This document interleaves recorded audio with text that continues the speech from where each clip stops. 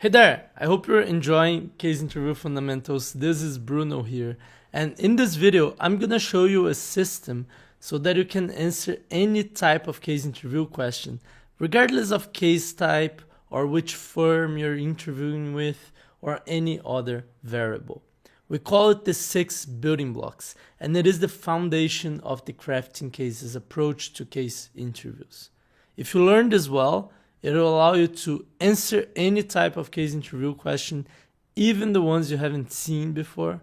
It will allow you to show your interviewer that you can think like a true consultant without relying on memorizing scripts and frameworks like other people do.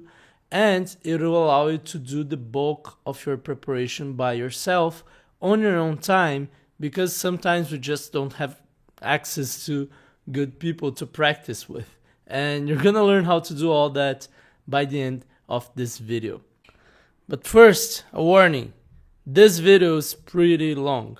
And even though it's long, I hate long videos too, but it's really, really important. It's filled with concepts. And I'm gonna just give you an outline of the video with the times of when things happen, just so you can have an idea and so you can jump straight to whatever parts you want to go. But I do recommend that you watch this whole video. In the first third of this video, you're gonna learn why to be outstanding, you need to do different things than to get merely good at case interviews. And you want to be outstanding if you want to get the offer.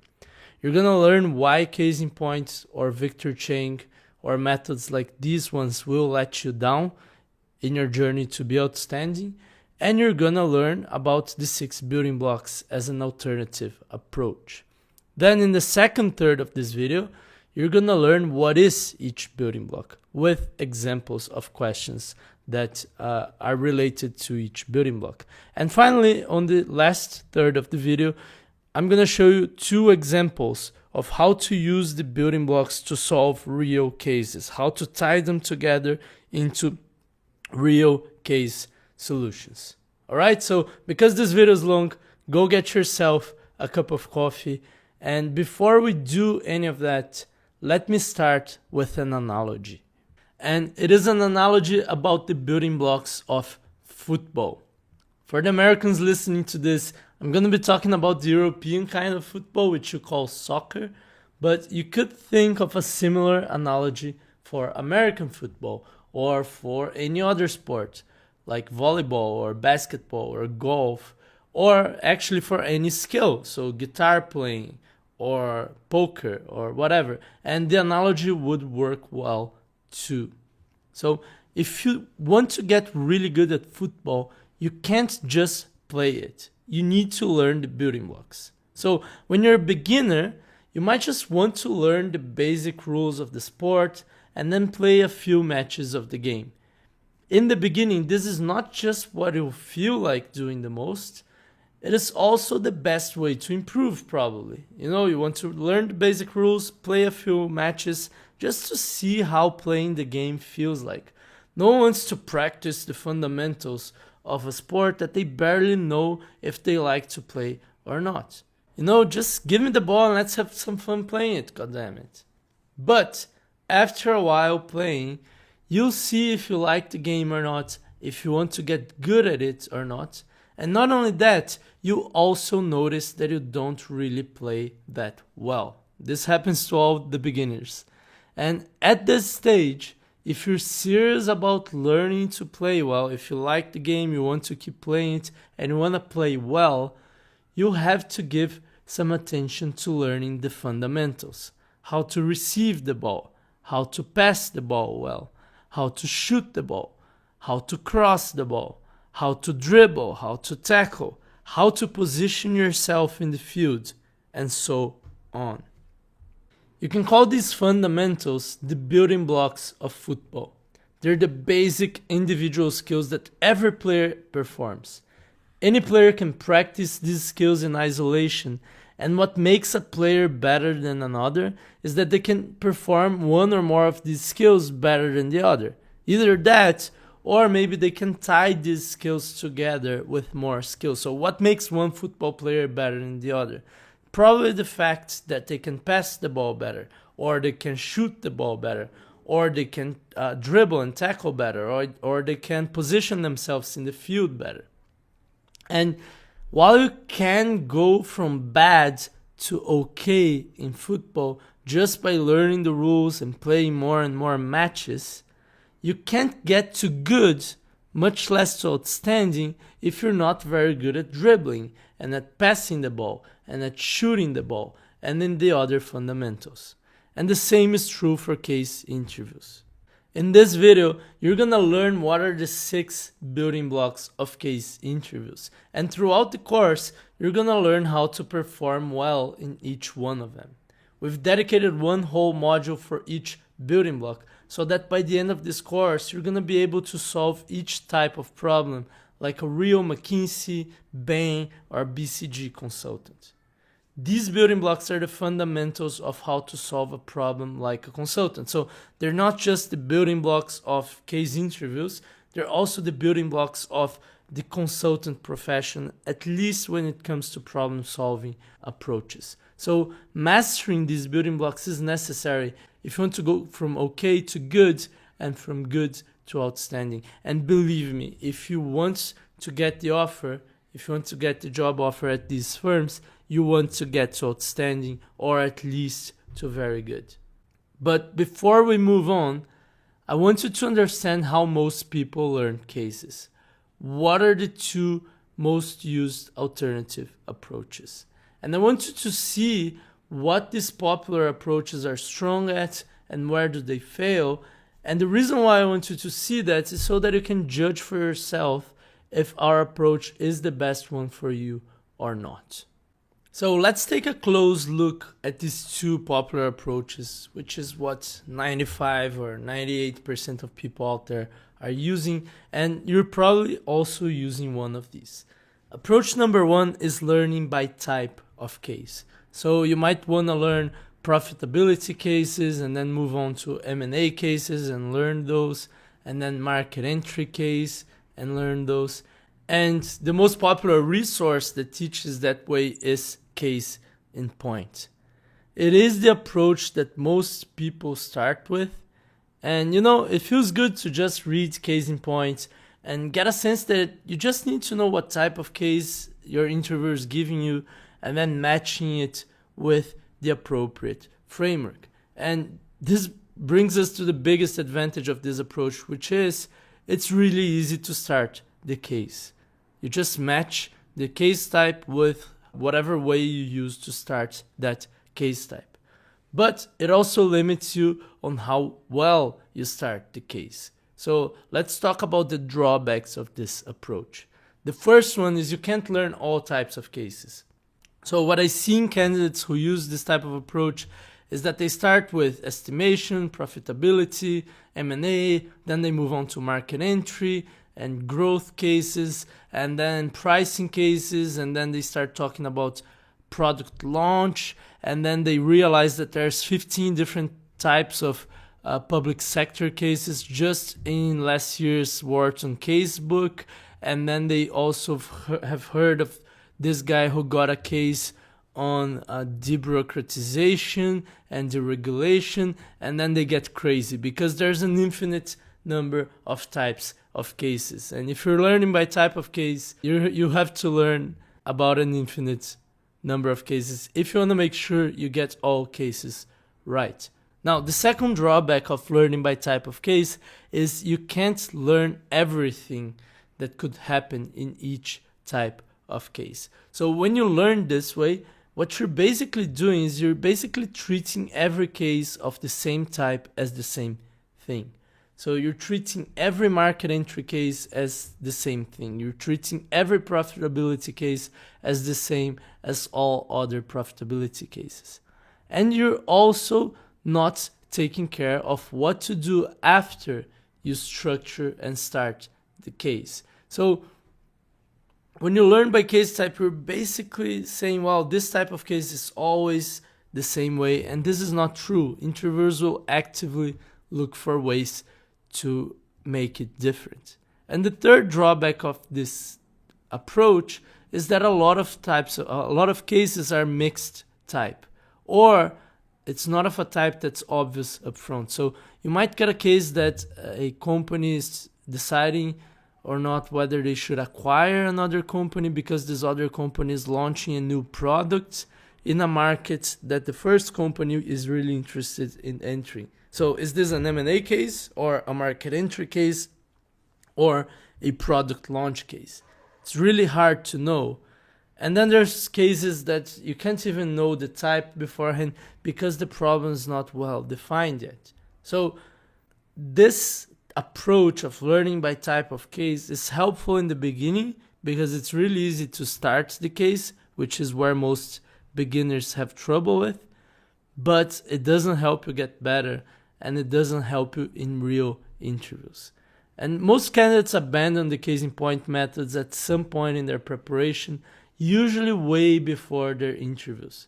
And they do so for good reason. It doesn't really work that well.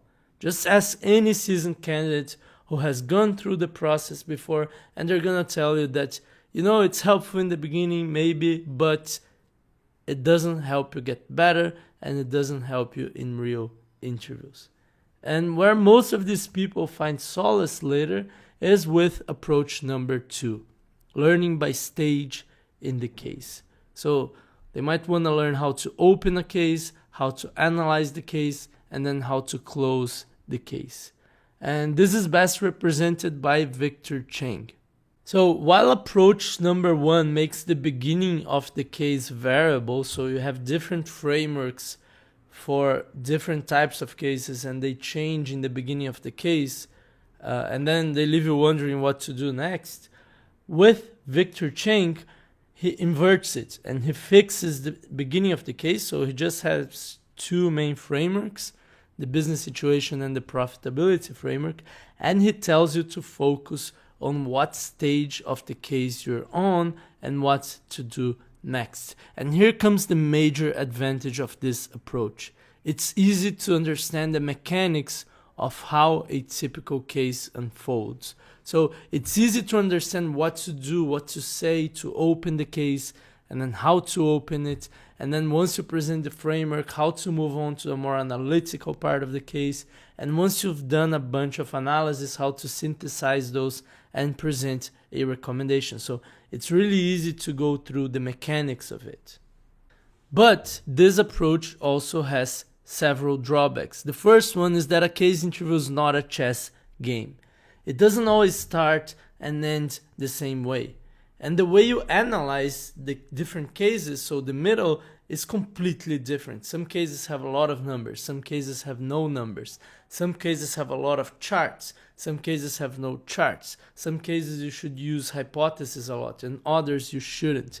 And a lot of cases, a lot of real cases, don't start in the beginning and they don't end in the end. So interviewers will get a chunk of a problem-solving session that they did last week or a year ago, and they'll just present that to you, and the case will have no conclusion. Or you just start from the middle of the case and start from the charts, for example. A second drawback of this is that within each stage of the case, there are different skills and tools to use. And while Victor Cheng mentions these tools and techniques, so custom issue trees, how to generate and test hypotheses, and other skills like that, he doesn't show you how and when to use each of these skills. So he focuses too much on the mechanics and on the process, and he doesn't show you how to do it, how to build your own frameworks, how to create an issue tree, how to prioritize. And the third drawback is that it makes your thought and your communication too mechanical, or as many candidates say, too robotic. So he fixes the beginning of the case into basically 2 frameworks, and then he says that every single case, or almost all cases, are to be solved in these 3 steps. You open, you analyze, and you close it. So you don't have to be a genius to realize why so many interviewers complain that every single candidate sounds the same nowadays. And because most other methods that you see out there that are not case in points and are not Victor Cheng's are copies of Case in Point and Victor Cheng, there's not much of a way out of this. You're either learning by type of case or you're learning by stage of the case. And these approaches are helpful in the beginning, but they fail to help you as you get more advanced. And you might be wondering, why is that? That's something I wondered for a long time. And I found the reason. The reason is they skip the fundamentals, right? You wouldn't help someone get good at sports by lecturing them about all the different types of sports. And you wouldn't help someone get good at football, for example, by showing them how there are 3 different parts in a 90-minute match. There's the beginning of the match, there's the middle of the match, and there's the end of the match. The way to get better and get more advanced and to go from okay to good and from good to outstanding is to learn the fundamentals, the building blocks. This is true for sports and this is true for case interviews. So let's take a look at approach number 3. Let's take a look at our approach. Let's take a look at the 6 building blocks of case interviews, which are the fundamental problem-solving techniques that real consultants use in their jobs. There are 3 building blocks related to structuring the problem. These are brainstorming, frameworks, and hypothesis testing. And these will help you structure the problem. They will help you ask the right questions. And there are 3 building blocks related to analytics. These are estimations, quantitative analysis, and chart interpretation. This will help you analyze the problem, answer those questions that you asked when structuring the case. So whenever the interviewer asks you a question in a case interview, that question is going to be related to one of these building blocks. Whenever you do a task during a case interview, it is going to be related to one of these building blocks. This was tested over thousands of interviews, and no single question, no single task being performed in any case interview from any firm that we've seen in the past 3 years, in thousands and thousands of interviews, was not related to one of these 6 building blocks. So what this means is if you master the 6 building blocks, you're going to be able to solve any case interview as a candidate. And because this comes from the consulting job, you're going to be able to solve any of your clients' problems as a consultant. Each building block can and should be solved using a best practice, a step-by-step method which you learn throughout this course. You're going to learn a step-by-step method that bulletproofs your answer for each of the 6 building blocks through this course. Using these systematic processes is how you assure that you're showing your interviewer that you can think like a consultant. And because all of these building blocks and the step-by-step methods, because all of this comes from the consulting job itself, they are a reliable way to tackle case interviews. So if you use this method, you get several advantages over other methods. The first one is that this is thorough and works for any case interview. So every case that you face will have these elements in them.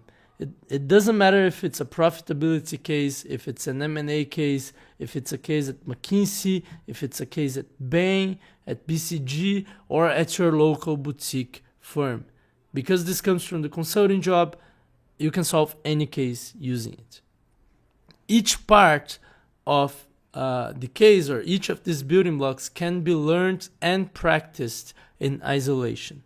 So suppose you're learning football. If you're not really good at shooting the football, you can practice that in isolation. You don't have to gather 21 other players to practice your shooting. You can just get the ball and practice shooting. If you have a goalkeeper, that's better, but you don't even need a goalkeeper to do that. Same here. If you're not really good at hypothesis testing or in estimations or in any of the building blocks, you can practice that in isolation. Third advantage, it does not oversimplify cases, but it makes them simpler to solve. So other approaches will oversimplify the cases and will help you in some aspects, for example, how to start a certain type of case or how to go through the mechanics of solving a case, but will harm you in other aspects. And they will harm you by having you believe that you can just memorize frameworks for a bunch of cases, or you can just use two types of structures and then repeat a pattern in every case you do. And these things are not true, and that's why these other methods might harm you. Our methods does not oversimplify the cases, so it will never harm you, but it does make everything simpler. Fourth, there's no memorization needed. It is a system to help you think. So we won't teach you some tips and tricks for each building block or give you a bunch of scripts and frameworks to memorize. Instead, we're going to show you how to think through each type of problem. Each building block is a different type of problem, and we're going to teach you how to think through each of them. Fifth, it comes straight from the consulting job, so it doesn't sound robotic. Real consultants also build frameworks. They also brainstorm hypotheses. They also do Excel models to do quantitative analysis. They also interpret charts. These techniques come straight from the consulting job. We didn't make up the step-by-step methods for each one of them. We got them from the consulting job, from what we and other McKinsey, Bain, BCG consultants do in their daily jobs. And your interviewer will use these techniques as well, consciously or probably unconsciously. So when they see you solving your case, they're going to see themselves solving their clients' problems. And this makes your solution much, much better. You won't sound robotic. You'll sound like a real consultant. Now, this has one drawback compared to other methods. And the drawback is there are no shortcuts. You really need to understand what you're doing in each building block. And it does take work to learn.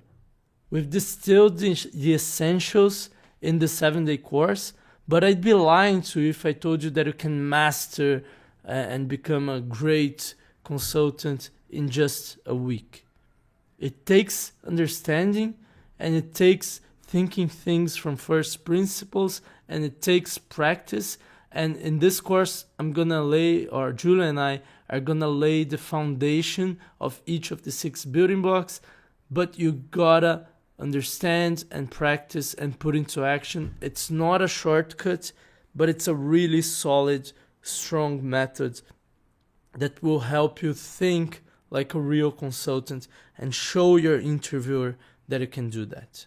Now I'm gonna show you what each of these building blocks are with a few examples of case interview questions that you might get in each of them. Then after going through all the 6 building blocks, I'm gonna show you how to fit them all together to solve any case interview. Candidate-led, interviewer-led, it doesn't matter. In a couple of full case examples. So let's start with the structuring related building blocks first. And the first of them is brainstorming. What is brainstorming? Brainstorming is using issue trees to build a structured list of hypotheses and ideas. It is not throwing out a random list of ideas or hypotheses without structure and priority. So in every interview, you're gonna need to work with hypotheses of why something's happening and ideas to solve the problems that appear. And you'll have to come up with them just like consultants have to come up with them in real projects. And the way consultants come up with them in real projects is in a structured way. So it's not getting around the whiteboard and just throwing ideas uncensored. It's in a structured way. And this is unlike what most candidates do. Whenever an interviewer asks candidates, what are some hypotheses that you have for this phenomenon that's happening, or what are some ideas that you have to solve this problem, what most people do is to just list a random list of the ideas that come up in their head or of the hypotheses that are off the top of their head. And this is a mistake if you want to get a job in consulting. In the brainstorming module, we'll teach you what to do instead. So let me just show you some examples. And all of these questions, these examples, they could be the beginning of a case or they could appear in the middle of a case. So an iron ore mining company has seen its revenue drop 30% in the last year despite heavy investments. What are plausible hypotheses that could explain that? So this is something in the beginning or in the middle of the case, it doesn't matter. They're asking for a list of hypotheses, and that's why it's a brainstorming question. A large university wants more applicants for their undergrad program next year. What are some ideas of what they could do to get that? Again, a list of ideas, brainstorming question. Apple wants to launch a cheaper version of iPhone. What are the risks? Here it's a list of risks, but you could call the risks an idea or a hypothesis of risk. And all these questions could be in the beginning of the case or in the middle of a case. And most cases have between 2 and 4 brainstorming questions. So they're very, very frequent. And interviewers tend to ask them spontaneously. So most candidates are not even aware that this type of question exists. They don't practice for them in mock interviews. And because of that, they come underprepared and they suffer the consequences. So really important building block, really important if you want to learn how to structure hypotheses, ideas, and cases in general. The second building block related to structure are frameworks. So if you're probably well aware what frameworks are in terms of, I know some frameworks, I know the pricing framework from book X or whatever, but you might not know that frameworks are decision-making plans. They're a list of the questions that you need answered to make a decision and a systematic way to make sense of this list of questions.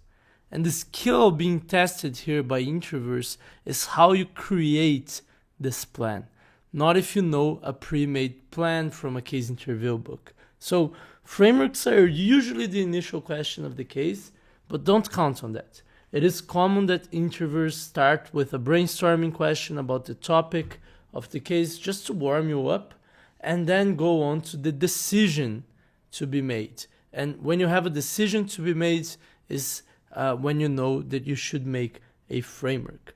And I've also seen framework questions at the end of the case, after you've solved the client's initial problem. You do the case, you structure the case, you solve the case, you give the client a recommendation, and then the interviewer will pose a second, more difficult decision that follows up the first decision just to see how you'd structure it. And this is similar to how real projects work.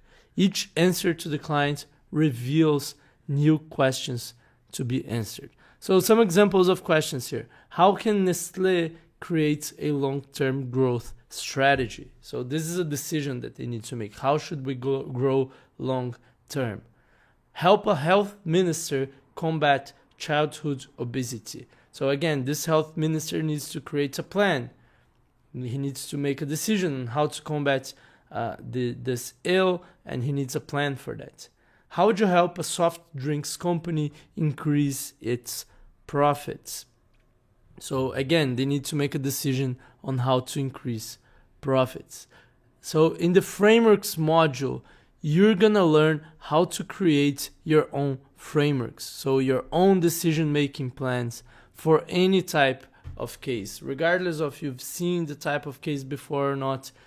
In this methodology, in our approach, you don't need to have seen the case before in order to structure it well.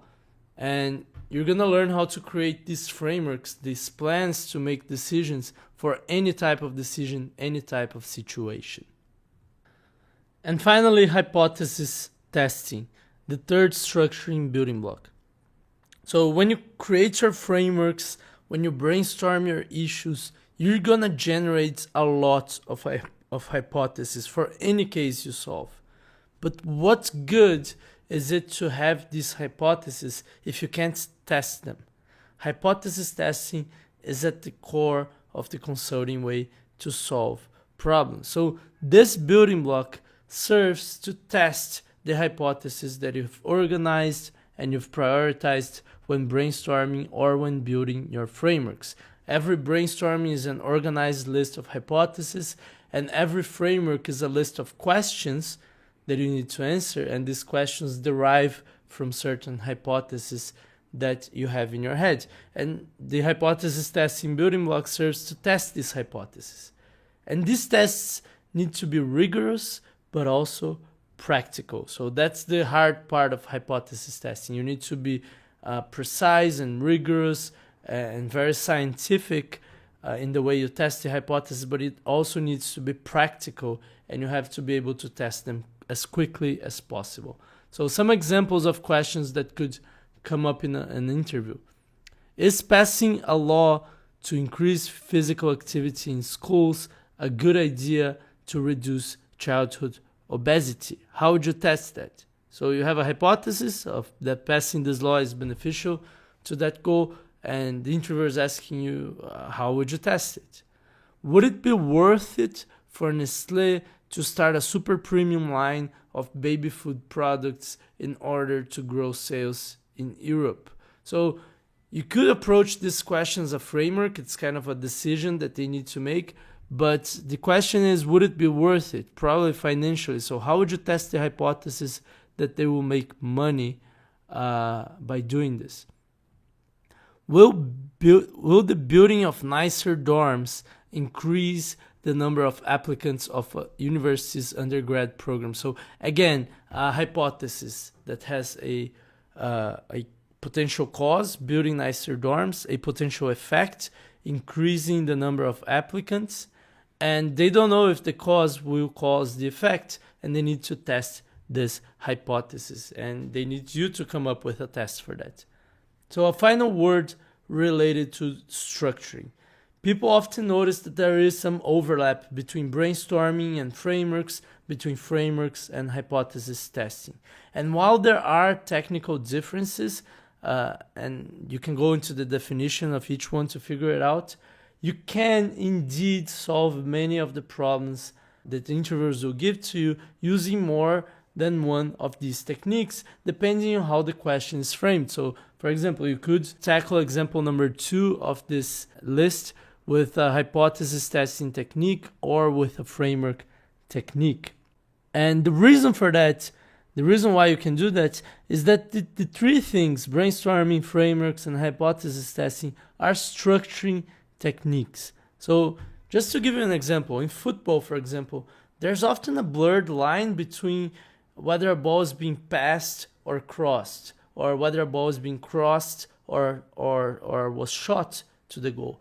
But the point is, can you get the ball from point A to point B? There's no need to have a lengthy discussion and conversation about whether the ball was technically passed or crossed or shot. It doesn't really matter. Was the ball in point A? Did it go to point B? And the same thing happens here. Your interviewer doesn't care whether it's a brainstorming or a framework question. If he didn't go through this course, he probably doesn't even know these names formally, or the definitions that I'm showing you here. They do it unconsciously. So in the end, they just want to see if you can structure the problem. And the way you can guarantee that you will be able to structure any problem in any situation is that you master these 3 techniques: brainstorming, creating frameworks, and hypothesis testing. All right?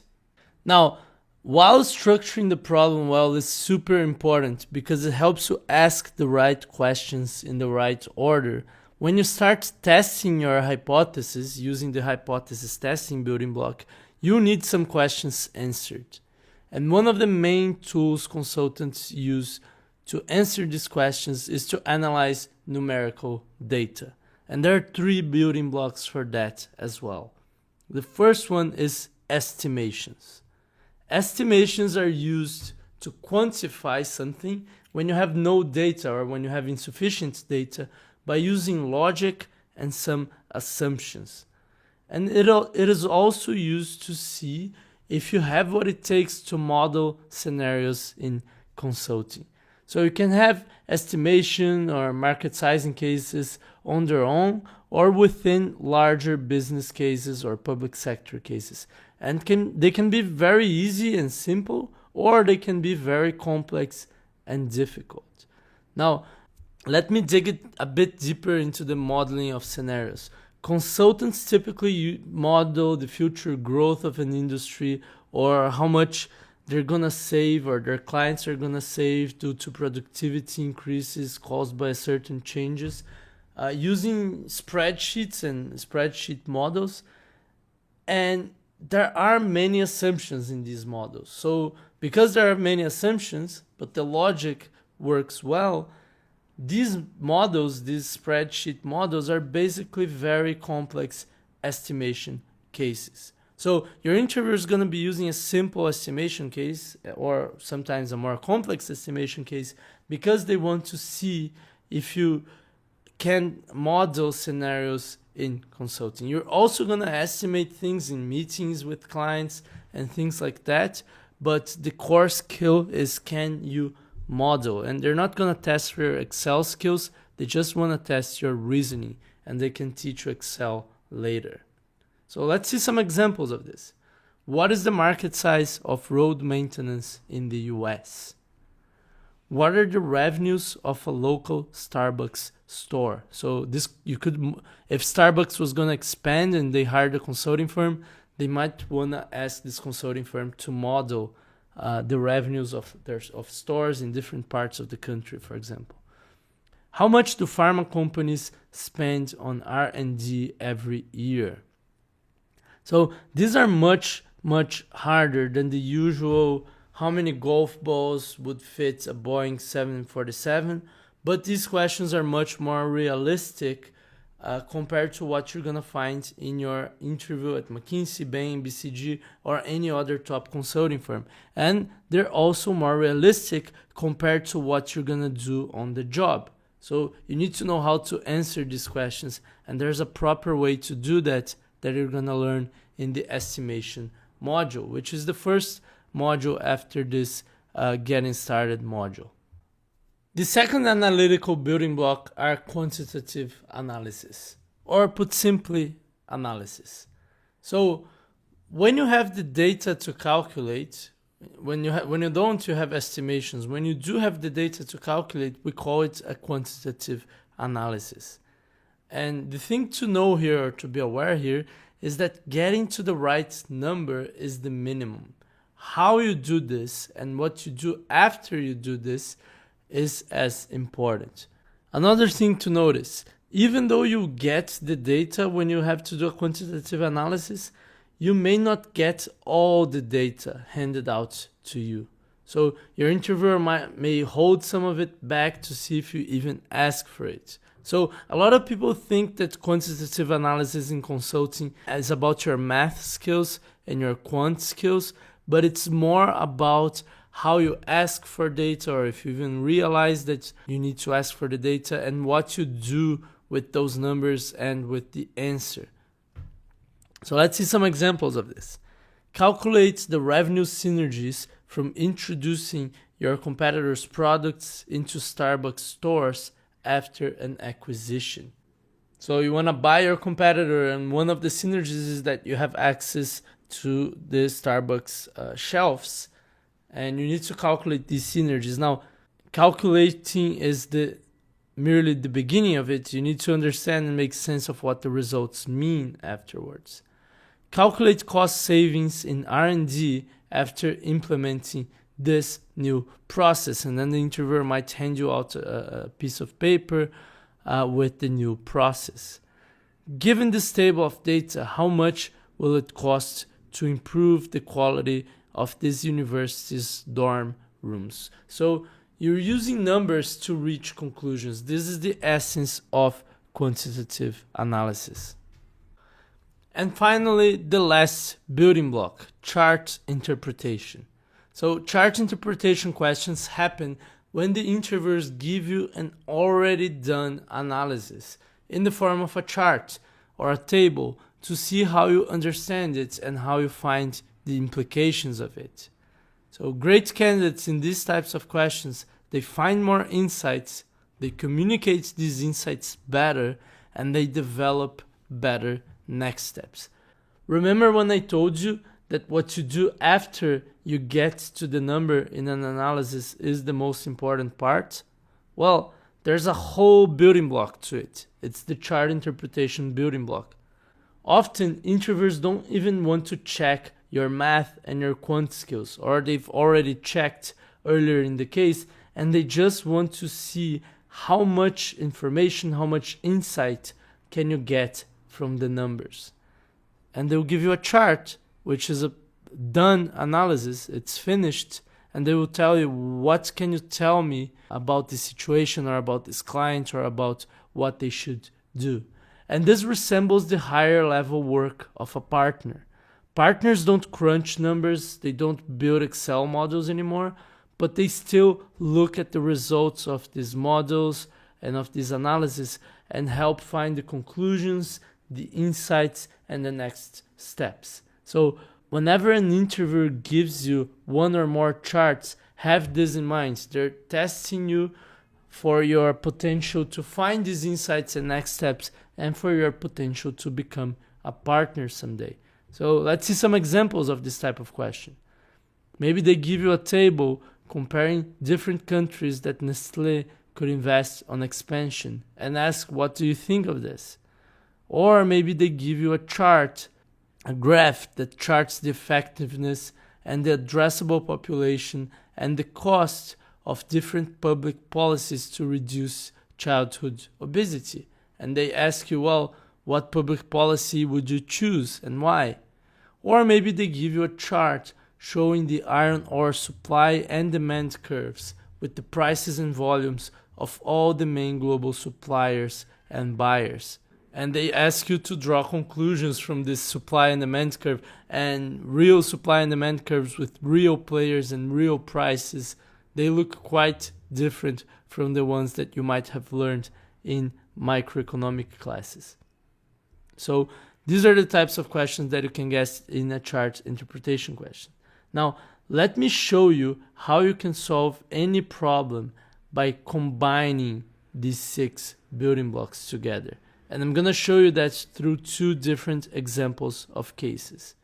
And after watching those examples, you're going to see how the 6 building blocks fit together and how you can actually solve any type of case by using these 6 legal blocks.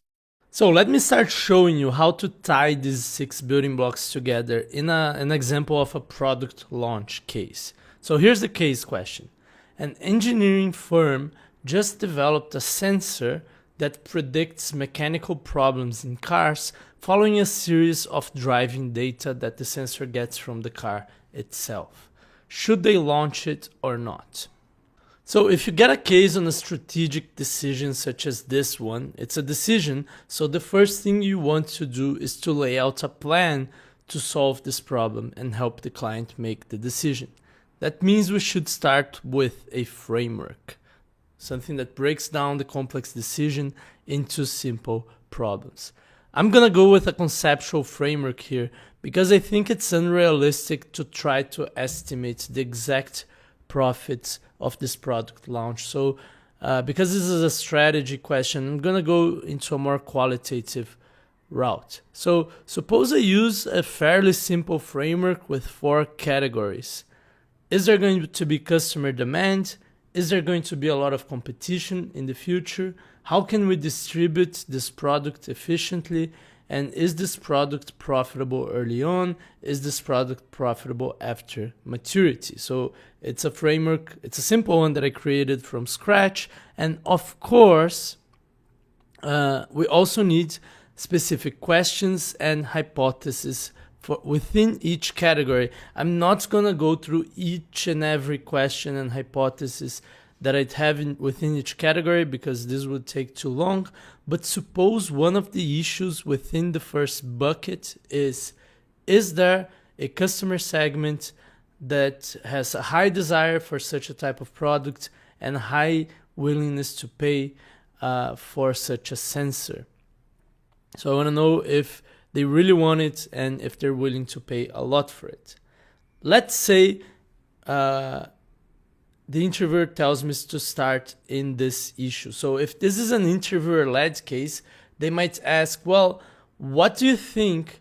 They might say, well, let's start in this issue and say, what do you think are the main customer segments for this type of product? If this is a candidate-led case, if you're leading the case, you will need to prioritize that question within your framework yourself. And then you will need to be aware that to answer if there is such a customer segment with high desire and high willingness to pay, you also need a list of the customer segments, because then you can see if there is one of those customer segments or more that has higher desire and high willingness to pay, right? So regardless if this is an interviewer or a candidate-led case, you're gonna reach this question. And what this means is you gotta solve now a brainstorming problem. So you have to create a list of hypotheses, in this case, hypothetical customer segments that might be wishing this type of product a lot and who are willing to pay for it. So we started with the framework, and regardless if it's a candidate-led or interviewer-led interview, we reach a brainstorming question. Of course, there are other paths to take. This is just a hypothetical path that I'm laying out here. Now, if you're skilled in brainstorming, you'll know that you need to answer this question, what are the main types of customer segments for this type of product, in a structured way. So you might start saying that you can sell this to people who have cars or to companies that manufacture cars. And within the people that have cars, you can sell this to actual people, so the B2C market, to consumers, or to companies that own cars, so car fleets and so on, B2B. So I'm just giving you an example of a structure for this brainstorming question. Say you finish the brainstorming, you create these categories, and then you go on to specific ideas within each bucket. And one of those ideas is that large corporations with car fleets could be an ideal customer, right? They're rational in cost savings, they're corporations, they want to save costs, and they don't like to have their cars breaking down and stopping their operations. So this is one idea that you have in your brainstorming. It's one hypothesis of a good customer segment. In both a candidate-led and in an interviewer-led case, your interviewer might prompt you as you say that idea and say, well, how would you test the hypothesis that these corporate car fleets are a good customer segment for our clients to launch this sensor? And this is a typical hypothesis testing question, which can be answered in a 3-step approach that we teach in the hypothesis testing module, right? So we started with the framework, a large list of questions and issues and hypotheses categorized into different categories to break down this complex decision into simpler problems. One of those problems was a brainstorming question. What are the main types of customer segments? And we found a hypothesis of one customer segment that could make sense. And now we need to test that hypothesis. And within your plan to test that hypothesis, something that might happen is that you might mention that you need to analyze how much cost savings will this new sensor bring per car in a corporate car fleet, right? And your interviewer might have data for that. So if it's $10 per year per car in cost savings, companies are probably not going to buy your sensor. But if it's $500 and you can charge much less for your sensor, then you might have a market. You also might have mentioned that you need to estimate the number of existing corporate cars to see if this market is large, right? And this is all to test your hypothesis. And your interviewer might say, well, do this estimation, do this analysis, and tell me what conclusions you get. And after you reach those conclusions, let's say that you found that there's quite a big number of corporate cars and that you can generate a lot of cost savings for them, they might give you a chart showing detailed data on corporate car usage and maintenance, so you can draw even more insight. So maybe your product is good and there's a large market, but something about the usage or the way these companies do maintenance invalidate your business model. Or make it even stronger case that you should launch this product. So with these insights in hand, you may draw a partial conclusion on whether it makes sense to launch this product or not. And I say partial because there are other issues in your framework to be analyzed before you can categorically say, yes, you should launch this product. So after you do this, you have to go back to your framework, see what other issues are there in the customer demand category and in the other categories before you can make a recommendation. Now, not all interviews are this smooth. Of course, I simplified reality here, but your interviewer will guide you as you go, right? So if you follow a path that won't lead nowhere, they won't give you data and have you waste time there. They'll just guide you and say, well, this is not really the interesting part. What else do you think is most important? They typically have some of these questions, some of these brainstorming, hypothesis testing, estimation, analysis, chart questions in mind before you get into the room, but they might create some on the spot, specifically estimations, brainstormings, and hypothesis testing. It's hard to create an analysis or a chart on the spot, although it happens. I've seen interviewers drawing charts on the spot. And the reason they create these questions on the spot is because you've said something that they never heard before, you had an interesting issue in your framework that they've never heard before, and they thought it was an interesting idea to explore that. So some of these questions are going to be pre-planned, and some of them are going to come up on the spot, especially on candidate-led cases. Also, some interviewers, let's say you go through this whole process, you do the brainstorming, the hypothesis testing, the estimation, the analysis, and the chart interpretation that I mentioned, and some interviews will finish the case right there, even though you can't give a full answer to the case question, right? You don't know if it's worth it or not to launch. You just know if there's customer demand, or if at least there's a segment that makes sense to launch this product to. So you can't really give a full recommendation to the case, but even then, a lot of interviews will finish right here because your interviewer has already tested you on your reasoning skills. Other interviewers will let you finish the case. They'll let you go through all the other issues in your framework, or some of the other most important issues in your framework, and they'll probably not spend a lot of time doing analysis and estimations. They'll just ask you how would you test it, give you the answer to the test, and you move on to the other issues. Both types of interviews work, those that let you finish the case and go through your whole framework, and those that will just test some building blocks. And they work because interviewers have tested your problem-solving skills through each building block. And honestly, they don't even have to test every single building block, as we're going to see in the next example. They have to test some of the building blocks so they can see how you reason, how you think through the problem. Now, let's get a little, let's step back from case interview world and see how this would play out in a real project. In a real project, you will brainstorm a lot of hypotheses, way more than in a case interview. And you're gonna test many of them. Not all of them, because you'll prioritize some, but you're gonna test many of them by doing several analyses, several estimations or models, scenario planning and things like that. And you have to interpret all the results of all these estimations and analysis, and also some qualitative data with charts that you're gonna produce those charts to your manager, to your partner, to your client, so that you can get a point of view, an understanding of this analysis in face of an overarching framework that you're going to be using to solve your client's problems. And you're going to keep adapting this framework as you find new things. So this scheme would be working for a project as well, not just for a case interview. Case interview is a simplified version of the real thing. So the last example was of a more complex strategic case, and I used each building block once. But not all interviews are like that. In fact, the majority of them are not.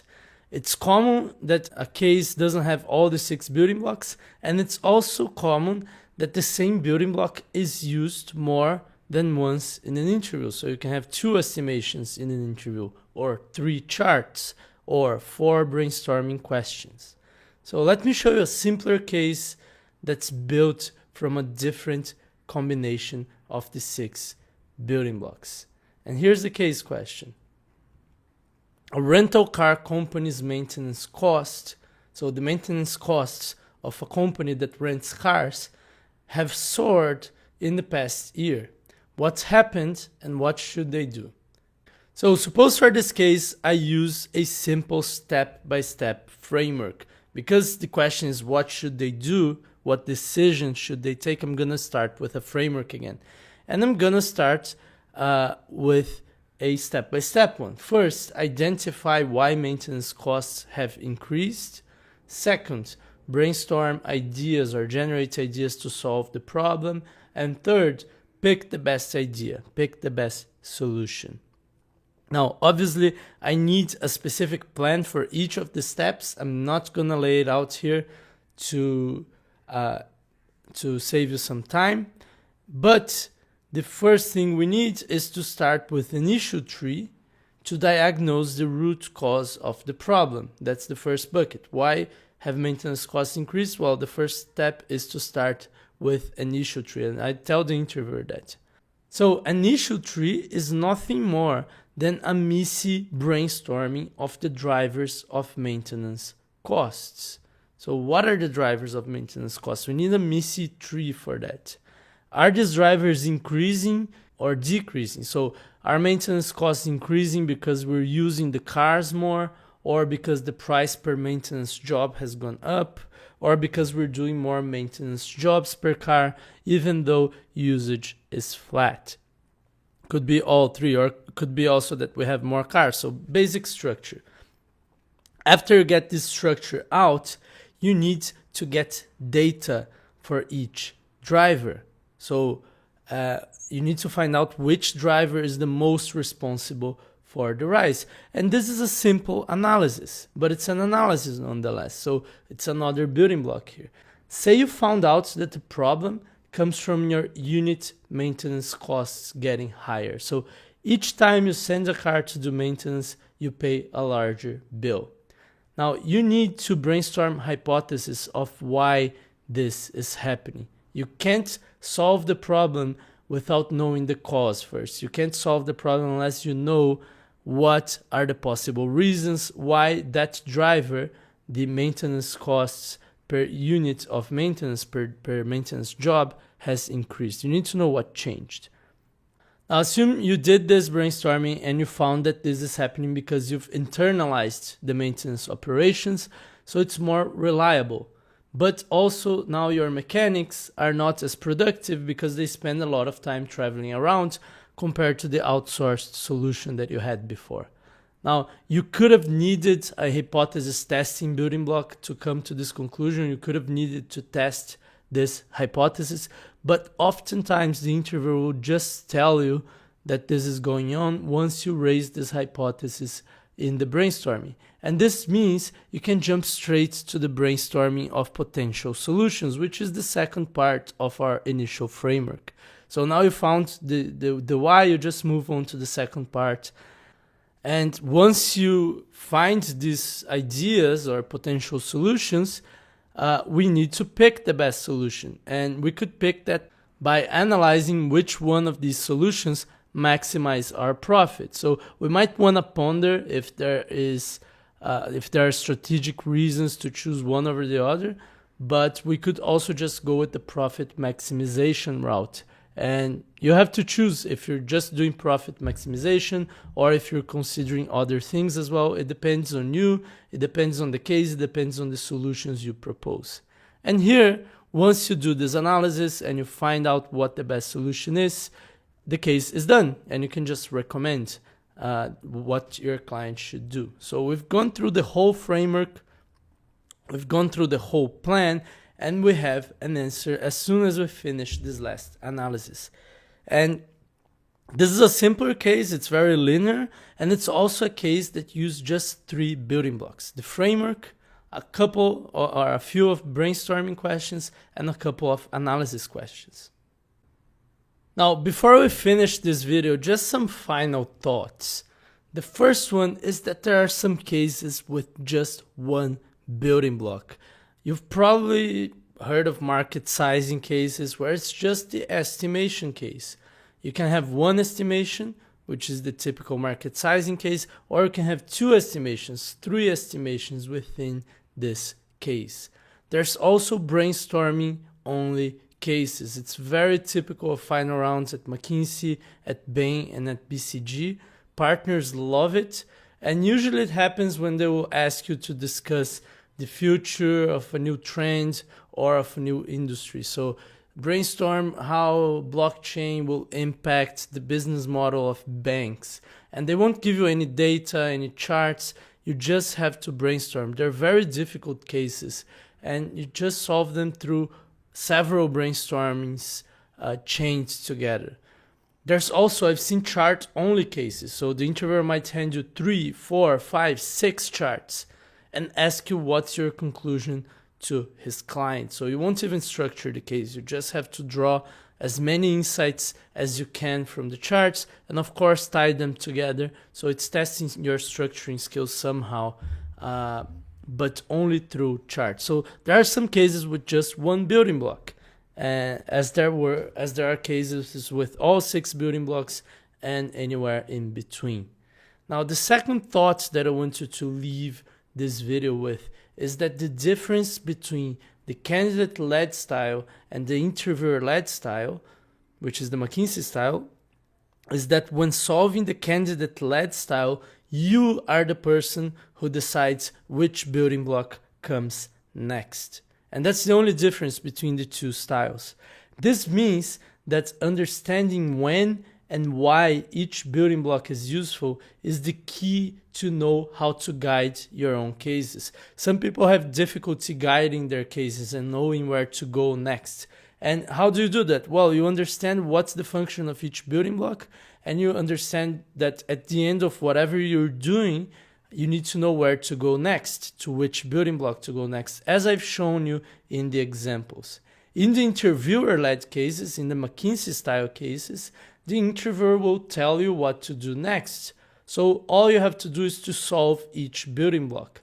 But even then, it's useful knowing when and why each building block is useful, because as you finish solving 1 building block, if you show the interviewer and tell them what to do next, or in other words, what building block would you solve next, this is a huge differentiator from other candidates. Now, obviously, you can't say, well, I finished this analysis and now what I do is to use the brainstorming building block, right? You have to say, well, I finished this analysis and it indicates to me that the client should enter this market.